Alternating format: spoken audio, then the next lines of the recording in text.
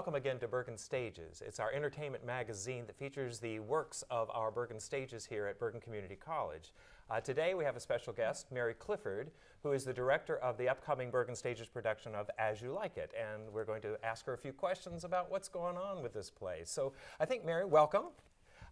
Just to get us started, can you give our audience an idea of what As You Like It is all about? Well, As You Like It is a romantic comedy. It's a confection. It's a romp in the spring. It's a love story. There are four couples who are in love, and it ends in a marriage. However, it begins with two sets of brothers and in vicious sibling rivalry. And then all of a sudden, we're introduced to two cousins who end up falling in love with two of the brothers. And one of them is forced, well, both of them actually, one of them is banished, and the other one goes along, and Rosalind dresses up as a boy, which is a typical convention, and takes along her cousin Celia, who dresses up as a shepherdess. And they go off to the forest of Arden, where, just by coincidence, her father, Rosalind's father, has been banished.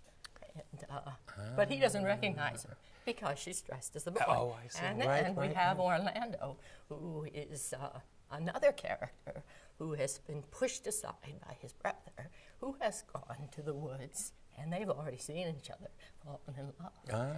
And anyway, Rosalind, as a boy, teaches him how to be a good lover, husband. Oh, nice. And he doesn't know until the end that she is indeed a woman. Now, and in the end, do the original feuding, does that get resolved too? Okay, good. Yes. Not to give too much away to our audience, but just the fact is that it does get resolved. At the beginning, you think, oh my God, this is a drama. Oh, right. Oh, that's... One of the brothers immediately, the two brothers is like Cain and Abel. He immediately goes after his brother and tries to choke him. Right. Speaking of, I think at a meeting that we had, someone once had said, this is kind of like the Garden of Eden story told in reverse. Yes. That Cain and Abel are at it at the beginning. And then we go into the Garden of Eden, which is the forest of Arden. Which is this beautiful springtime forest set in France. In France, Yeah. Great. And the period of this play would be probably like 1599. So in the middle of Shakespeare's career there, he wrote it? He wrote this. He wrote Twelfth Night, they believe. And all of a sudden he turns around and he writes Julius Caesar and Hamlet. So he went from total, as you like it, audience, this is what you want, which is what the title they think means. Oh, great, great. You know, we have comedy, we have love, we have drama, adventure, we have disguising women dressed as men. We have a marriage, and he basically goes, as you like it. And then he writes Hamlet. He gets into the heavy stuff after this. As you like it, another way. Right. Intense. And I think you said he kind of sneaks himself in. William Shakespeare sneaks himself. How does he do that in this one? There is a clown who's named Touchstone, who is unbelievably witty, and he also goes into the forest with them, and he ends up falling in love with this buxom shepherdess, and who also happens to have a boyfriend or a suitor by the name of William, who Touchstone just says, if you don't leave, I'll kill you. But immediately we learn William is a writer. It's William. Who else could it be? He put himself into this play? What happens? There's a poet. Who is it? Do you think he would have actually played this character too? I mean, I know he acted The sometimes. character is supposed to be 25, and at this point, Shakespeare would have been probably, almost 40. Oh, okay. In his late 30s. But he did act in little roles. And this would have been done in the Globe Theater, not in the boys' schools, but they would have actually done this in the Globe Theater. And of course, setting was not an important part back then, doing sets and scenery and all that. They didn't really bother with it. Yeah, right. I mean, we don't even know if there are acts or scenes written. Oh, wow. That's something we've done as we've gone through the ages. They would just put a piece of furniture out And that signifies it. But we're not doing it that way. No, we're doing it. We're in the very we're in the Anna Maria Saccone Theater for this production, which is our larger space here at Bergen Community College. So getting into the collaborative artists and all the people that help us put this show up, what are we doing with the set for this? Because there's two different locations per se. Right, it begins in the court, and I'm going to begin with a tableau, like a painting. Okay. You know, almost as if the characters are in a Renaissance painting. Cool. So And very colorful. Oh, sweet, nice. You know, I saw lots and lots of color. And poof, this painting comes to life. Great. And we are in the court, which isn't a nice place. No, it's a little bit. It's in front of basically, I think it was like a black square. Right. Yeah, and you know we have with tapestry and, we and have just kind of having that kind of tapestry and feeling we have going on. furniture. Right. Yeah, and then all of a sudden, when it goes to the forest, it goes up the stream, and there are these humongous trees. I think one of them is 16 feet tall, and on either side, lots of leaves, and across the top, and poof, and they're movable. Oh, great. I'm moving them all over the place. For all these different locations they go within all- the forest all the itself. time, boom, boom, boom.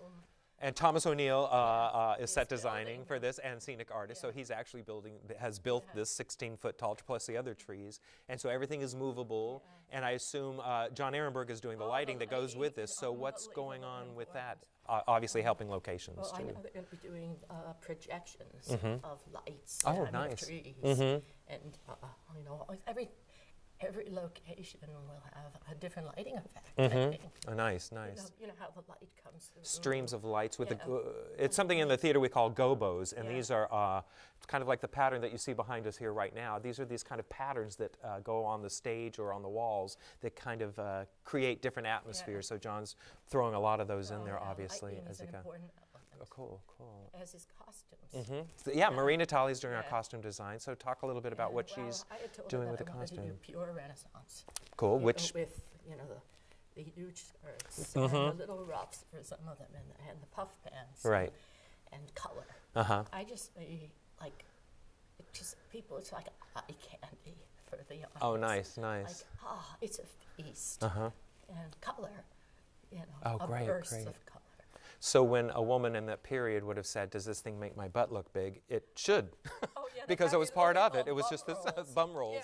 Yeah, and they're supposed to, but they also are strapped in, Uh-huh. which is Oh, wow. tough for our 21st century women. How to walk and move in this sort of thing. And teaching them how to bow. It's a whole style. And Renaissance being, of course, in this period would have been Elizabethan England, which Yes. was the Tudor and, Yeah. and all this kind of stuff. So that's a wonderful look in the costumes. And Rich, we don't do enough of these wonderful, wild costume pieces like this. So what a great experience to have Marie Natali working on all this and creating. And so is there a different look in the world of the court to the forest? Is this... It's a little bit more rigid in the court.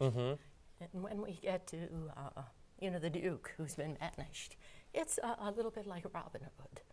A little laid It's back, a going, little more, a and- little unbuttoned kind of thing. And the shepherds are looser. Oh, nice. And, we live here. We love the land. We love the woods. And they have like a sense of freedom. Oh, nice.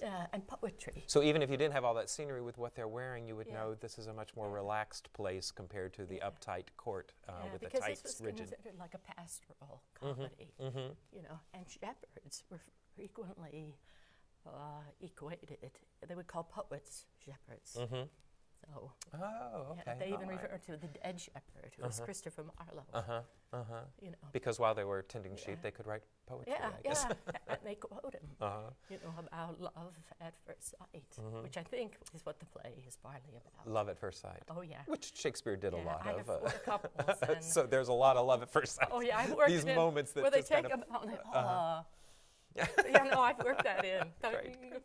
So just a moment more about the costumes. Maria's done an incredible job. I've seen some of them, so our audience is in for a real treat with that. But they're not only do they stunning. walk and bow and move in them, but you have them dancing in it. And I know Yes. you're choreographing these dances. So And, what kind of dances are they? I studied Renaissance dance. are very structured. However, they're unbelievably aerobic. You wouldn't think that. They're a lot like Pavan. It's a simple series of steps that starts off with like a lift, but gradually becomes a hop, and then gradually picks up, and their patterns. And everybody would know these Oh, back yeah. then. Everybody would have learned these kind of dances. The Galliard, apparently, Queen Elizabeth started every morning doing the Galliard. So it was great aerobics morning. It was the way she kept her health. And we were rehearsing last week, and they were like, "Oh, we can't." These young 18 to 21-year-olds, and they can't keep up with Queen Elizabeth. That's great. That's wonderful. So you've been choreographing. So now we're about the show opens on April 14th. So what is now your goal for the next, I guess, almost 2 weeks to get things happening? One of the biggest challenges is getting new actors to be comfortable with speaking this language. Shakespeare, right. Yeah, and one, they have to make the people human, but two, they have to be understood. And so diction, projection, but also what do they want to emphasize and what isn't as important. And it's a challenge. And these are students, so they're learning how to do Shakespeare, and I know that you've got a great background in it. One of our collaborative artists, I just realized, is Patrick Ryan, who's been working with you on the music, our sound designer. What are you doing with the music? I know we have it, of course, obviously, for this Renaissance dance. What else is happening with music in this? Whenever I do have any type of the trees move or the set changes, I have to pick a piece of music that is Renaissance that will set the mood.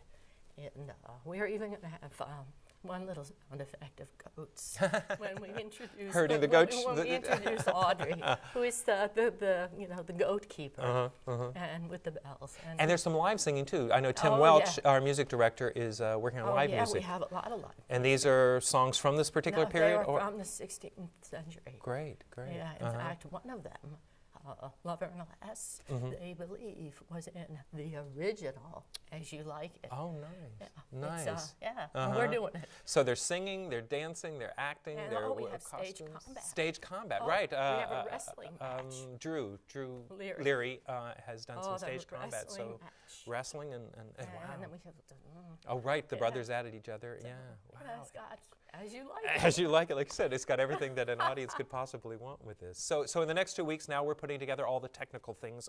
All these collaborative artists are getting together. The props will start coming in. Adam Sprzinski is helping organize these particular props.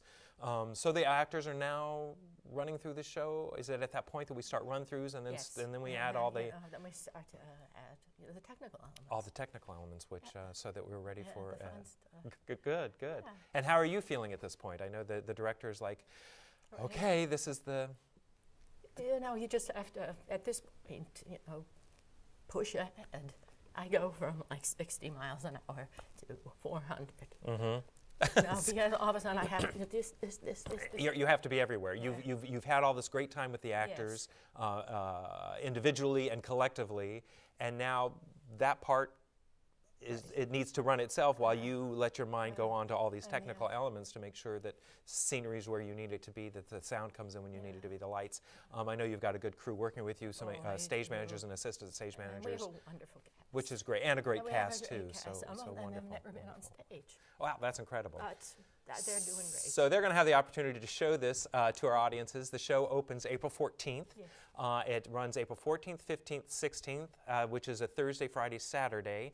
And then the following weekend, the 21st, 22nd, and 23rd, our show times are the Thursday and Friday of the first weekend is 7:30, and then a 3 o'clock matinee the first weekend. And then the next weekend, we will have a 7:30, 7:30, a 3 and 7:30. So there's 2 shows on that final show there.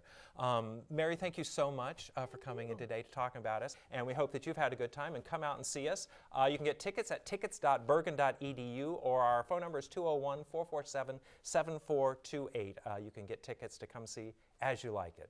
Thank you.